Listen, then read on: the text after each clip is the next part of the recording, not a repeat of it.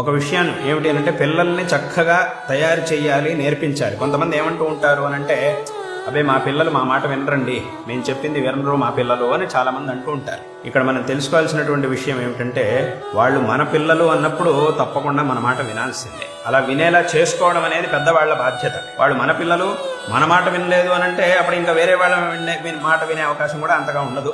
కాబట్టి మన మాట వినక ఇంకెవరి మాట వినక వాళ్లే మాకు అన్నీ తెలుసు అనుకుని మేం చేసిందే సరి అనుకుని ఉచ్ఛృంఖలంగా ప్రవర్తిస్తే దానివల్ల ఏమవుతుంది, వాళ్ళు నష్టపోతారు, మనము నష్టపోతాం. అంటే ఒక ఉదాహరణ చెప్పాలంటే, లోకంలో సింహాలు ఉంటాయి. ఆ సింహాని యొక్క పిల్లలు కూడా సింహాలుగానే అవుతాయి.